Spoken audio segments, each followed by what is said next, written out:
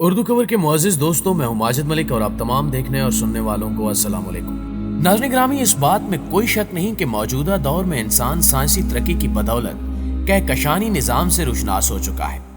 سمندر کی تہہ اور پہاڑوں کی چوٹیوں پر کامیابی کے جھنڈے گاڑ رہا ہے اور زمین کے بطن میں اور ستاروں سے آگے نئے جہانوں کی تلاش کے منصوبے بنا رہا ہے۔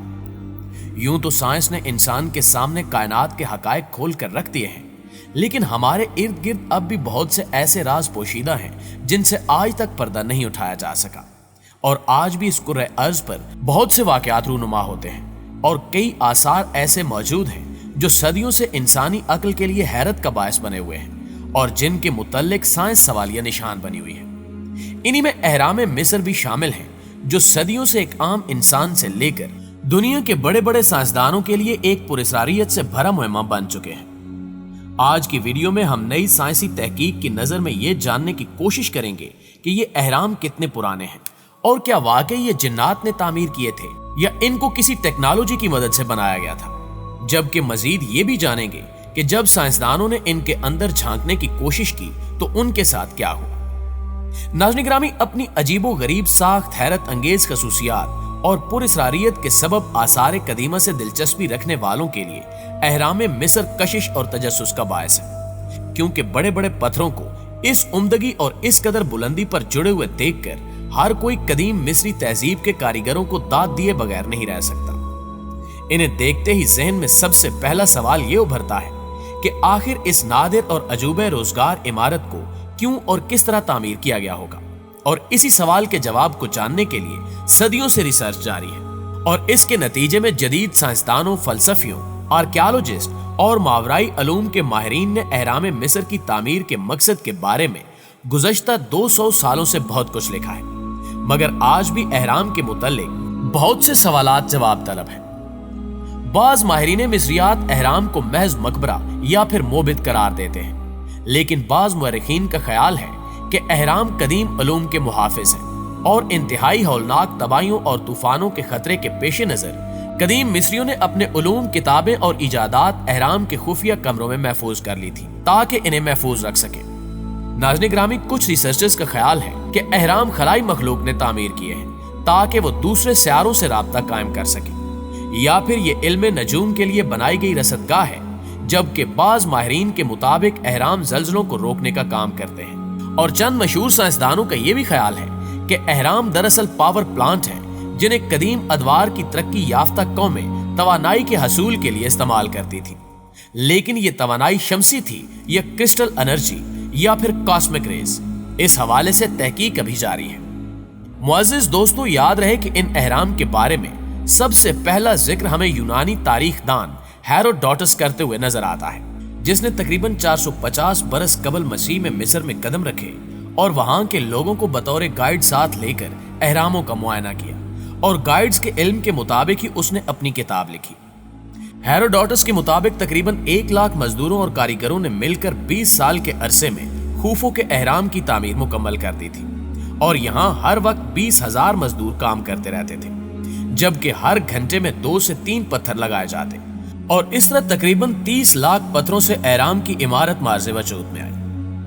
ناظرین گرامی، ان اہرام سے متعلق احمد رضا خان بریلوی کا نقطہ نظر یہ ہے کہ اہرام کا بننا سب جنات کی کارستانی ہے۔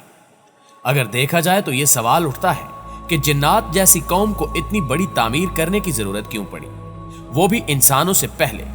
پھر اس کے بعد ان کی کوئی ایسی تعمیر نظر نہیں آتی جس کے بارے میں کہا جا سکے کہ یہ جنات کی بنائی ہوئی ہے۔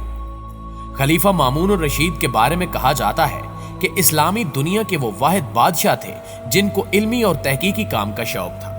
اس وقت مصر اسلامی دنیا کے سامنے سرنگوں ہو چکا تھا، جب خلیفہ کو کچھ عجیب و غریب عمارتوں کا پتہ چلا، اور ساتھ میں یہ بھی کہ اس میں مصری بادشاہوں کو اپنے خزانوں کے ساتھ دفنایا گیا ہے۔ لہٰذا مامون الرشید اپنے سینکڑوں تحقیق کاروں کو لے کر نکلا، اور آج کل جہاں ابو الہول کا مجسمہ ہے جو کہ اس وقت مٹی میں دب چکا تھا، اس کے اوپر پڑاؤ ڈالا۔ لیکن ان کو سخت مایوسی اس وقت ہوئی جب ان کو اہرام میں داخل ہونے کا کوئی راستہ نہ ملا، مگر خلیفہ اس میں داخل ہونے کا راستہ سوچتا رہا، اور آخر کار خلیفہ نے اہرام کو توڑ کر راستہ بنانے کا حکم دیا، لیکن اہرام اتنا مضبوط تھا کہ اس پر کوئی بھی چیز اثر نہیں کر رہی تھی۔ लिहाजा इस सूरत हाल को देखते हुए फिर उसने ये तरीका निकाला कि पत्थरों को पहले गर्म किया जाता और फिर उनके ऊपर ठंडा पानी डाल दिया जाता, जिससे पत्थर तड़क जाते, और इस तरह रोज 1 फुट के हिसाब से आगे का रास्ता बनाया जाने लगा। आखिरकार इनकी पहुंच क्वीन चैम्बर और किंग चैम्बर तक हुई, जहां पर खजाना तो दूर ममियां भी नहीं थी। और फिर मामून और रशीद दिल बर्दाश्ता होकर वहां से चला गया और सारा काम वहीं पड़ा रह गया। दूसरी जानिब मकामी आबादी, जो पहले तो हम परस्ती की वजह से एहराम के करीब नहीं जाती थी, उन्होंने जब देखा कि कई महीनों से पड़ाव डाले हुए बादशाह को कोई असर नहीं हुआ, तो उनका डर खत्म हो गया और फिर एहराम के ऊपर लगे हुए रोगनी टाइलों को भी उतार लिया गया और लूट मार का एक बाजार सरगर्म हुआ, और कोई सबूत एहरामों के अंदर बचा भी था तो उसको भी लूट लिया गया। नाज़रीन गिरामी, अगर बुद्धिज्म के अकीदे को देखें तो बुद्धिज्म में इन एहरामों को खासी अहमियत हासिल है, और इनके मुताबिक ये एहराम जेरे जमीन दुनिया का रास्ता है और रूहानियत का मरकज है। जब दुनिया में कोई बड़ी मुसीबत आई तो इनके रूहानी पेशवा नीचे चले गए। यही वजह है कि इस जेरे जमीन दुनिया में इनके रूहानी पेशवाओं की हुकूमत है, और उनका मरकजी फर्जी शहर तिब्बत के नीचे है, जहां पर दलाई लामा और रूहानियत में आगे बढ़े हुए शख्स हुकूमत करते हैं। नेपोलियन बोनापार्ट ने भी इन एहरामों की शोहरत सुन रखी थी, लिहाजा उसने मिस्र पर हमला करके गिजा पर कब्जा कर लिया और फिर एहरामों को बुनियादों से खोदकर अंदर जाने का रास्ता खुलवाया, जिसके बाद काम रोक दिया गया और नेपोलियन अकेला अंदर दाखिल हुआ। कहा जाता है कि काफी देर तक वो अंदर रहा, और जब वो बाहर निकला तो उसके चेहरे पर काफी गंभीर खामोशी थी। उसने अपने मसाइबीन को सामान उठाकर चलने का कहा, और इस दौरान वो बिल्कुल खामोश रहा। कहा जाता है कि नेपोलियन एहराम के अंदर किसी ऐसी जगह चला गया था जहां पर बराह रास्त एहराम की शुआएं पड़ रही थी, और उन शुआओं ने इसके दिमाग की खुफिया सलाहियतों को बेदार कर दिया था और उसने अपना मुस्तकबिल देख लिया था। जबकि वो अपनी रोजमर्रा की डायरी में यहां तक लिख चुका है कि मैं एक ऐसी जगह पहुंच गया था जहां मुझे कुछ पुरइसरार कमरे नजर आए, जो देखने में ऐसे मालूम होते थे कि जैसे इनकी तामीर किसी इंसान के बस की बात नहीं है। वो मजीद लिखता है कि जब मैं इन कमरों में दाखिल हुआ तो मुझे वहां कुछ अजीबो गरीब पेंटिंग्स और औजार भी मिले, जिनको देखकर मैं मजीद हैरत में डूब गया, क्योंकि उन पेंटिंग्स पर जिस जुबान से कुछ तहरीरें दर्ज थी, आज से पहले मैंने कभी नहीं देखी थी। प्यारे साथियों, इनकी तामीर से मुतल्लिक एक आम तसव्वुर जो लोगों के जहनों में पाया जाता है वो ये है कि इसकी तामीर 5000 साल कबल फिरौन खूफू के अहद में शुरू हुई, और 1 लाख से ज्यादा मजदूर दरख्तों के रूलरों पर बड़े बड़े पत्थर रखकर रस्सियों की मदद से खींचते हुए यहां लाते।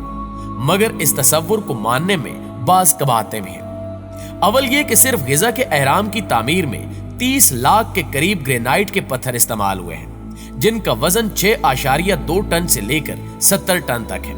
ग्रेनाइट के पत्थरों को बगैर किसी स्टेनलेस स्टील कटर या लेजर टेक्नोलॉजी के काटना नामुमकिन है,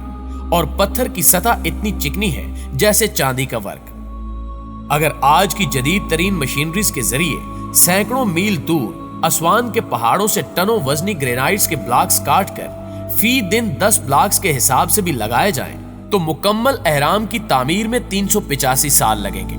और यह भी जाहिर है कि किसी एक फिरौन की उम्र भी इतनी नहीं थी कि वो महज अपने मकबरे की तामीर अपनी मौत से 385 साल कबल शुरू करवा सके। प्यारे दोस्तों, आखिर में जाते जाते मैं आपको एक दिलचस्प हकीकत भी बताता चलूं कि मिस्र के 3 बड़े एहरामों में से एक्स रेज नहीं गुजरती, जबकि वहां मौजूद बाकी तमाम एहरामों में से एक्स रेज गुजर जाती हैं और अंदर का कट्टा चट्टा निकालकर सामने रख देती हैं। जी तो मुअज़्ज़िज़ दोस्तों, ये थी हमारी आज की वीडियो अच्छी लगे तो इसे लाइक करते हुए अपने दीगर दोस्तों के साथ शेयर जरूर कीजिएगा। इंशाल्लाह आपसे मुलाकात होती है अगली वीडियो में। तब तक अपना और अपने प्यारों का ढेर सारा ख्याल रखिएगा। अल्लाह निगहबान।